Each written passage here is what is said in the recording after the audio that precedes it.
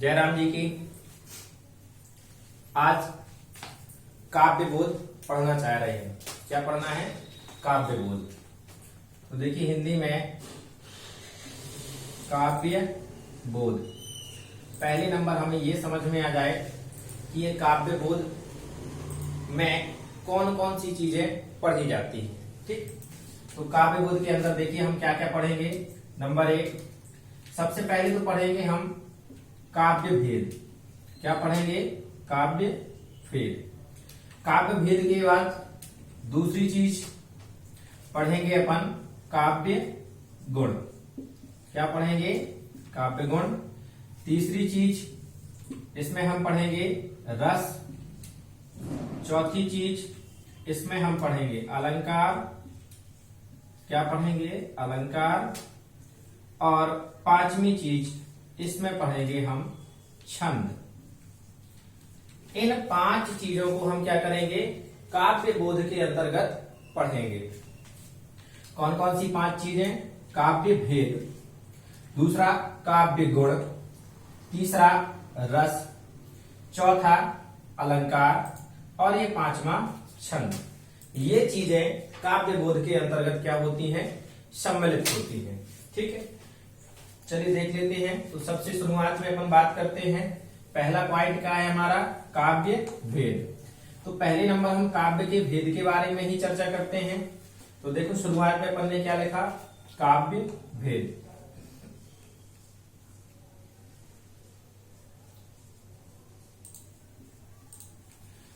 तो काव्य भेद का मतलब होता है, देखिए भेद का मतलब क्या होता है? उनको अलग अलग करना। लेकिन जब हमें काव्य का ही मतलब नहीं पता है तो हम उसके भेद कैसे कर पाएंगे? पहले नंबर हमें क्या पता होना चाहिए? काव्य का पता होना चाहिए कि आखिरकार काव्य किसे कहते हैं। तो ध्यान से सुने कि जितने भी क्या है, जितने भी वाक्य हैं, क्या है, जितने भी वाक्य हैं या फिर कोई भी चीज है वो सभी हम क्या कह देते हैं? काव्य कह देते हैं। अगर इसकी सही से परिभाषा देखी जाए तो इसकी, देखिए मैं आपको परिभाषा बता रहा हूं किसकी? काव्य की। काव्य की परिभाषा लिख रहे, समस्त भाव प्रधान साहित्य को, किसको? समस्त भाव प्रधान साहित्य को, समस्त भाव प्रधान साहित्य को क्या कहते हैं? काव्य कहते हैं।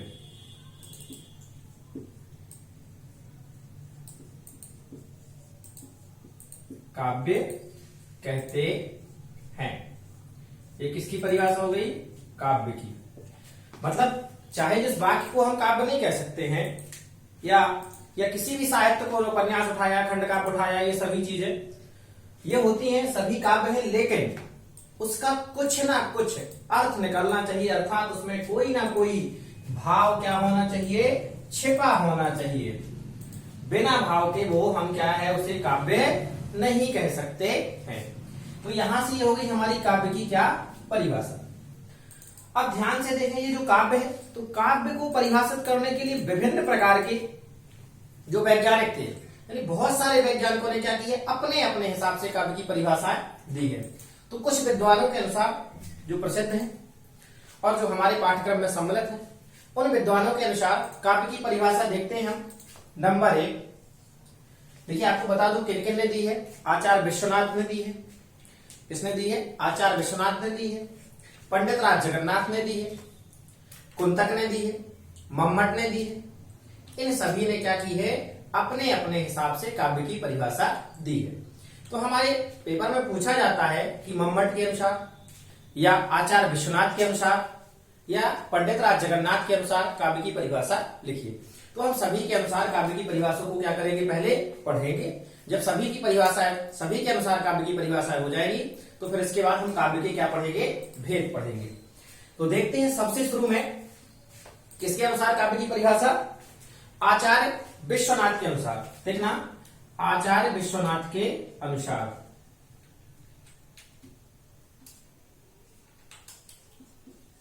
आचार्य विश्वनाथ के अनुसार आचार्य जो विश्वनाथ थे इन्होंने क्या की, परिभाषा दी। काहे की परिभाषा दी? काव्य की। तो देखते हैं इनके अनुसार जो काव्य की परिभाषा थी, किसके अनुसार? आचार्य विश्वनाथ के अनुसार इन्होंने परिभाषा दी है वाक्यम, क्या दी है? वाक्यम रसात्मकम काव्यम। वाक्यम रसात्मकम काव्यम। लगभग बार बार पढ़ोगे तो याद हो जाएगा। ये किसने परिभाषा दी है? वाक्यम रसात्मकम काव्यम।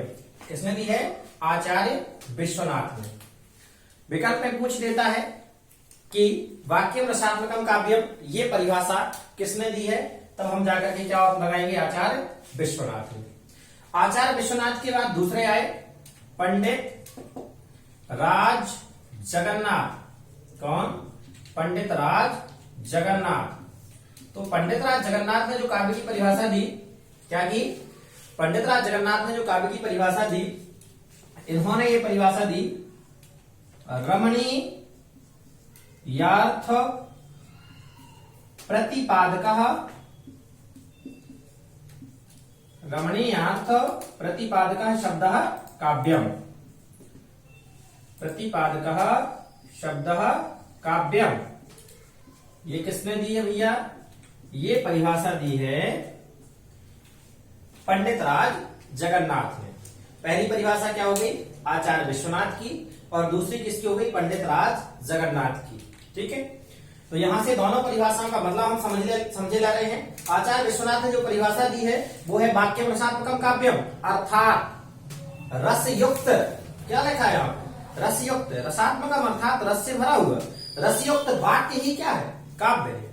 यहां बात किसकी चल रही थी? भाव की, कि भाव प्रधान साहित्य को हम क्या कहते हैं? काव्य। और इन्होंने क्या दिया कि रसयुक्त वाक्य ही क्या है? काव्य है। ये किसके अनुसार परिभाषा है? विश्वनाथ के अनुसार। दूसरी बात करते हैं जगन्नाथ के अनुसार। किसके अनुसार? जगन्नाथ। तो जगन्नाथ ने परिभाषा दी है रमणीयार्थ प्रतिपादक शब्द काव्यम, अर्थात रमणीय अर्थ। ये शब्द को अगर अपन क्या किया जाए, विक्षेप किया जाए, तो ये बनता है हमारा रमणीय प्लस अर्थ।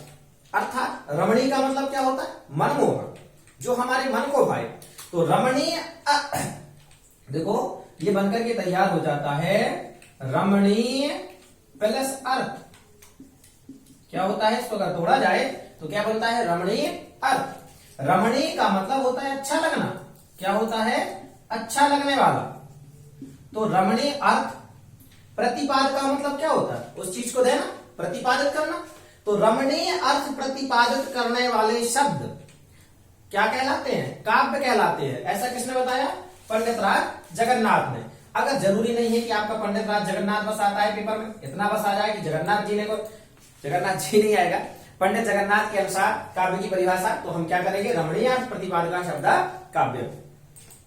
तो यहां से पता चला कि इसका मतलब क्या हुआ इनकी परिभाषा का, कि रमणीय अर्थ अर्थात अच्छे लगने वाले शब्द को प्रतिपादित जो किया गया है, अच्छे लगने वाले शब्द हैं, वही हमारे क्या है? काव्य। यहां पर देखिए शुरुआत की परिभाषा में भी वही कह रहा है कि जिसमें क्या हो? कोई ना कोई भाव हो, और जो भाव अगर इसमें नहीं होता तो हमें क्या होता? अच्छा थोड़ी लगता। तो यहां पर हो गया रमणीय अर्थ प्रतिपादक शब्द काव्य। ये दोनों के अनुसार क्या हो गए? परिभाषा हो गई। कंफ्यूज होना नहीं है बिल्कुल भी, अच्छे से याद कर लेना है। ज्यादा दिक्कत हो तो नोट करते जाए। ये दोनों के अनुसार। उसके बाद तीसरे आ जाते हैं हमारे। कौन है तीसरे? कुंतक। कौन? कुंतक ने। तो कुंतक ने जो परिभाषा दी है, देखना, तीसरे आए विद्वान थे कुंतक। कुंतक ने जो परिभाषा दी, इन्होंने परिभाषा दी है वक्रोक्ति काव्यस्य जीवितम। क्या दी है? वक्रोक्ति काव्यस्य जीवितम। लीजिए, ये किसके अनुसार हो गई? वक्रोक्ति काव्यस्य जीवितम। पेपर में सीधा सीधा ये पूछा जाएगा कि कुंतक के अनुसार काव्य की परिभाषा क्या है, तो हम क्या करेंगे? वक्रोक्ति काव्यस्य जीवितम। या डायरेक्टली ये पूछ दिया जाए वक्रोक्ति काव्यस्य जीवितम, ये किसके अनुसार परिभाषा है, तो हमें क्या बताना पड़ेगा? कुंतक। क्लियर हुआ? चलिए, कुंतक के बाद हम ले आते हैं मम्मट। कौन है? मम्मट। अरे जब इनका नाम ही ऐसा है मम्मट, तो परिभाषा भी कैसी होगी? मम्मटई जैसी होगी कि नहीं होगी? तो देखो इनके अनुसार परिभाषा, थोड़ा सा जब नाम खतरनाक है तो इनके अनुसार परिभाषा है शगुणावलंकृतो पुनः क्वापि, शगुणावलंकृतो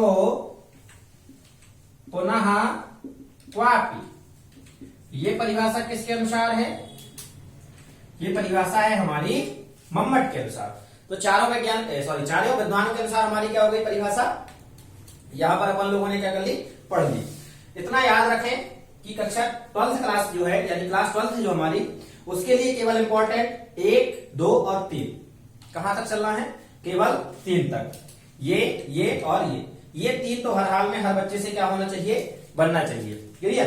फिर इसके बाद ये वाला ना बने चलेगा, क्या हो? ये वाला अगर आपको नहीं आता है चल जाएगा, लेकिन इन 3 में से एक वाला विकल्प तो पक्का है, चाहे ये आ जाए या ये आ जाए या फिर ये आ जाए। तो इन 3 में से या तो डायरेक्टली आ जाएगा हमारा परिभाषा लिखने के लिए, या डायरेक्टली ये कह देगा कि परिभाषा दी रहेगी ये किसके अनुसार है। तो किसी भी तरीके से आ जाए, हर एक बच्चे से लगभग क्या हो जाना चाहिए? बन जाना चाहिए। ठीक है, अब आगे अपन बात करते हैं भेद की।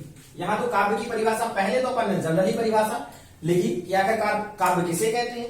फिर काव्य की विभिन्न प्रकार के जो वैज्ञानिक थे, वैज्ञानिक बार बार बोला था, विभिन्न जो विद्वान थे उन्होंने अपने अपने हिसाब से क्या दी है? परिभाषाएं दी हैं। तो परिभाषाएं के बाद अपन ने इनको पढ़ लिया। इस पढ़ने के बाद अपन ने यह भी बताया कि कौन सी परिभाषा हमारे पेपर की दृष्टि से क्या है? महत्वपूर्ण है। चलो आगे देख लेते हैं जल्दी से, पुनः स्पीड में थोड़ा सा। बाकी अगर किसी बच्चे को दिक्कत जा रही हो तो वो धीरे धीरे से क्या करे? लिखता चला जाए, वीडियो को रोक रोक करके देखता जाए और लिखता जाए। लिख करके एक बार पढ़ने में उसे और आसानी से क्या हो जाएगा? याद हो जाएगा। चलिए देख लेते हैं अपन काव्य के भेद। अब यहां पर आए काव्य भेद। तो काव्य के जो भेद है, तो काव्य के 2 भेद हैं। कौन से कितने भेद हैं? काव्य के 2 भेद। कौन कौन से भेद हैं? श्रव्य काव्य, कौन सा? श्रव्य काव्य। और दूसरा क्या होता है? दृश्य काव्य। पहला हो गया श्रव्य काव्य और दूसरा क्या हो गया हमारा? दृश्य काव्य। आपसे पूछा जाए डायरेक्टली काव्य के कितने भेद होते हैं तो क्या बताओगे? 2। कौन कौन से? श्रव्य काव्य और दूसरा क्या होता है? दृश्य काव्य। यहीं से स्पष्ट है। यहां क्या था? अपन ने जब परिभाषा उसके पहले पढ़ी थी कि समस्त भाव प्रधान का वाक्य को हम क्या कहते हैं? काव्य कहते हैं। यहां बात आ गई काव्य कितने प्रकार के होते हैं? 2। कौन कौन से? श्रव्य काव्य और दूसरा दृश्य काव्य। तो ध्यान से सुने, में अंतर केवल इतना है, श्रव्य अर्थात क्या होता है? सुनना। क्या होता है? सुनना। और सुनना काहे से होता है? सुनते काहे से? आंख से कि नाक से? कान से? कान से। धन्यवाद। सुनना अर्थात कान से। ठीक है।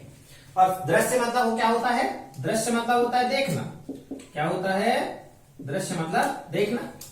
तो देखते काहे से हो? नाक से? नहीं, पता चल गया? चलो ठीक है, मतलब ये भी जानते हो कि हम लोग देखते कैसे? आंख से। चलो ठीक है, तो यहां से क्या हो गया? आंख से। और सीधी सीधी बात है, अगर आप आंख से देखते हैं, कोई भी चीज देखते हैं, तो वो हमें ऑटोमेटिकली कानों से क्या होगी? सुनाई जरूर देगी। देगी कि नहीं देगी? और यहां पर क्या होता है? केवल अगर सुनाई, देखो सुनाई बस देगा, और यहां पर आंखों से हम देख भी सकते हैं और इसके साथ क्या भी कर सकते हैं? प्लस का सुन भी सकते हैं। तो अब यहां से परिभाषा, जैसे देखो बता दें, अगर देखा जाए तो रेडियो बिल्कुल क्लियर होता चले। क्या चले? रेडियो। रेडियो हमारा क्या है? श्रव्य काव्य। रेडियो को हम केवल क्या कर सकते हैं? सुन सकते हैं। और दूरदर्शन क्या? टेलीविजन। टेलीविजन अर्थात टीवी, इसे हम क्या कर सकते हैं? देख भी सकते हैं और सुन भी सकते हैं। अब समझ में आ गया कि दृश्य काव्य क्या है और श्रव्य काव्य। अगर देखो दृश्य काव्य और श्रव्य काव्य की परिभाषा के बारे में बात करें तो देखो परिभाषा क्या हो जाएगी? ऐसा काव्य जिसे केवल कानों से सुना जाता है, जिसे केवल कानों से क्या किया जाता है? सुना जाता है, वो कौन सा काव्य कहलाता है? श्रव्य काव्य। अब आई बात दृश्य काव्य की, तो दृश्य काव्य की परिभाषा क्या होगी? ऐसा काव्य जिसे आंखों से देखा जाता है और कानों से सुना जाता है, तो कौन सा कहलाता है? हमारा दृश्य काव्य। क्लियर? तो ये दोनों काव्य भी हमारी परिभाषा में क्या हो गए? आ गए। यहाँ ध्यान से सुने, कहीं कहीं कुछ बच्चे कंफ्यूज हो जाते हैं। एक और काव्य होता है, क्या है? चंपू काव्य। कौन सा काव्य है? एक और काव्य है अपना चंपू काव्य। तो केवल थोड़ा सा इसका ये भर पढ़ लो कि चंपू काव्य है क्या, बाकी इसका कोई यूज नहीं। क्या है, कोई यूज नहीं है। तो ये चंपू काव्य क्या है, चंपू, अब देखो नाम से स्पष्ट है यार, उल्टे सीधे नाम है चंपू, तो परिभाषा भी इनकी क्या होगी, उल्टी सीधी होगी। जैसे मम्मट थे तो मम्मट की परिभाषा क्या थी, वह सही थी, जो समझ में नहीं आ रही थी सगुणा अलंकृत तो पुनः पापी। यहाँ चंपू, चंपू अर्थात देखो समझने के लिए, चंपी करवाई किसी ने, चंपी कराते तो नाई को देखा टकली बजाता है, यहाँ नहीं समझना है, टकली नहीं बजाना है। यहाँ देखो चंपू अर्थात जब दोनों को मिला दिया जाए, क्या कर दिया जाए, दोनों को मिला दिया जाए, अर्थात दृश्य, सुना अभी आपको बता रहा हूं, पद्य प्लस गद्य क्या होता है, पद्य प्लस गद्य। पद्य का मतलब क्या होता है और गद्य का मतलब क्या होता है, फिर दिक्कत खड़ी होगी कि पद्य का मतलब क्या है और गद्य का। तो जब आप लोग हिंदी में देखते हो तो हिंदी में पहले शुरुआत में खोलना, तो शुरुआत में लिखा रहेगा पद्य खंड और फिर बाद में लिखा रहेगा क्या, गद्य खंड। पद्य का मतलब क्या होता है, जिनमें कविता अर्थात जिन्हें, देखना ये उल्टा है भैया, पद्य अर्थात जिन्हें गाया जा सके, क्या किया जा सके, जिन्हें गाया जा सके, और गद्य का मतलब जिन्हें केवल पढ़ा जा सके, अर्थात यहां पर कविता, दोहा, छंद, पदावली, ये सभी काय के अंतर्गत आएंगे, पद्य के अंतर्गत। गद्य के अंदर निबंध, कहानी, उपन्यास, ये सभी किसके अंतर्गत आएंगे, कहानी, ये पद्य और ये गद्य। ठीक है, अब ऐसा काव्य जिसमें दोनों अर्थात पद्य और गद्य दोनों को मिला दिया जाए, अर्थात पद्य और गद्य मिश्रित रचना को हम क्या कह देते हैं, चंपू काव्य। क्या कह देते हैं, पद्य और गद्य मिश्रित रचना को हम क्या कहते हैं, चंपू काव्य। समझ में आ गई है, परेशान नहीं होना है ना कि आखिरकार अपन ये परिभाषा पर देख ली कि चंपू काव्य क्या है, कहीं ये मत लिख देना कि काव्य 3 प्रकार के होते हैं। ठीक है, अगर आए तो काव्य 2 ही प्रकार के होते हैं, कौन कौन से, दृश्य काव्य और श्रव्य काव्य। ये बाद में बना है, इसको नहीं देखेंगे, केवल इसका यूज हो जाता है कहीं कहीं, तो अपन ने पढ़ लिया, ऑब्जेक्टिव में रहता है कि चंपू काव्य किसे कहते हैं, देख लेंगे। चलो अब बात करते हैं दृश्य काव्य और श्रव्य काव्य की। काव्य की अगर भेद पूछे जाएंगे कितने भेद होते हैं, तो क्या लगेंगे, हम 2 ही होते हैं, कौन कौन से, दृश्य और श्रव्य। अब उसके बाद देखिए दृश्य और श्रव्य काव्य में आगे बात करते हैं अपन श्रव्य काव्य की, कौन सी, श्रव्य काव्य और दृश्य काव्य। तो केवल इनको क्या करते हैं, परिचय करते हैं कि श्रव्य काव्य जो है, श्रव्य काव्य को 2 पार्टों में बांटा गया, श्रव्य काव्य को 2 पार्टों में बांटा गया। श्रव्य काव्य के भी कितने पार्ट हैं, 2 पार्ट हैं, कौन कौन से, प्रबंध काव्य और मुक्तक काव्य। कौन कौन से, प्रबंध काव्य और दूसरा क्या होता है, मुक्तक काव्य। क्लियर, श्रव्य काव्य के भेद नहीं होते हैं, दृश्य काव्य के 2 भेद होते हैं, कौन कौन से, प्रबंध और मुक्तक। अब प्रबंध काव्य क्या है और मुक्तक काव्य क्या है, अभी अपन बात कर रहे हैं। इसके बाद देखा जाए तो प्रबंध काव्य को भी 3 भागों में बांटा गया। प्रबंध काव्य को कितने भागों में बांटा गया, 3 भागों में। अब ये 3 भाग कौन कौन से हैं, देखना यहाँ पे, नंबर 1, दूसरा, तीसरा। प्रबंध काव्य की बात करें, प्रबंध काव्य के जो भेद हैं ये आप लोगों ने पढ़े, महाकाव्य, दूसरा खंड काव्य और तीसरा आख्यानक गीति। ये किसके भेद होते हैं, प्रबंध काव्य के। प्रबंध काव्य के बाद दूसरा आता है मुक्तक काव्य। मुक्तक काव्य के भी 2 पार्ट होते हैं, कितने पार्ट होते हैं, 2। कौन कौन सा, पाठ्य मुक्तक, क्या होता है, पाठ्य मुक्तक, और दूसरा होता है गेय मुक्तक। पाठ्य मुक्तक और दूसरा क्या होता है, गेय मुक्तक। ठीक, चलो इसके बाद गेय मुक्तक के भी क्या होते हैं, 2 पार्ट होते हैं, कौन कौन से, इस गेय मुक्तक के भी 2 पार्ट हो गए, नंबर 1 गीति और नंबर दूसरा प्रगीति। क्लियर, तो इसके बाद यहां तक अपन श्रव्य काव्य और दृश्य काव्य के बारे में क्या कर चुके हैं, पढ़ चुके हैं। चलिए दृश्य काव्य के पार्ट होते हैं 2, प्रबंध काव्य और मुक्तक काव्य। इन 2 पार्टों को इसके बाद अपन पढ़ेंगे अगली वाली वीडियो में। क्लियर, इसके लिए इतना ही, अगली वाली वीडियो पर इसके आगे चलेंगे। यहां तक के लिए धन्यवाद, जयराम जी की। मिलते हैं नेक्स्ट वीडियो में।